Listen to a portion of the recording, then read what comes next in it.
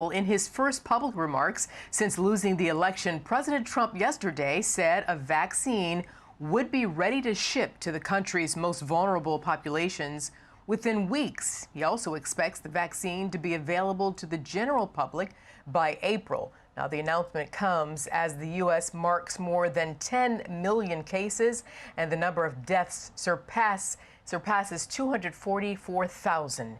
Meanwhile, several states are now reimposing COVID-19 restrictions as some governors resist those lockdowns. Let's go to Charles Watson. He's live in Atlanta with more. So, Charles, first of all, what else do we know about the vaccine?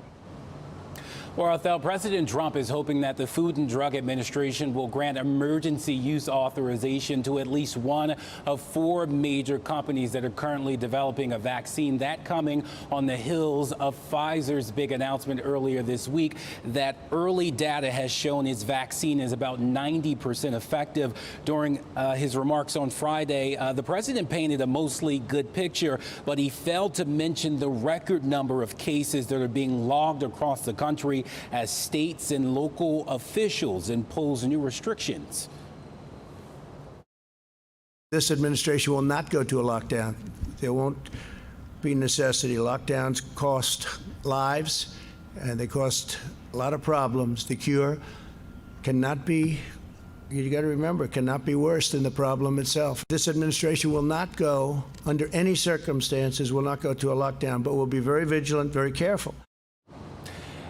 And Arthel, there is concern among public health officials that the president's often rosy outlook of the pandemic will make the situation worse here in this country before a vaccine is even available to the public. And meanwhile, Charles, North Dakota is instituting a statewide mask mandate. Tell us more about that. Well, Othel, in a reversal, North Dakota Governor Doug Burgum gave into cause to implement public restrictions. The state is sitting at the top of the list with the highest cases and deaths per capita and is really struggling to contain the virus.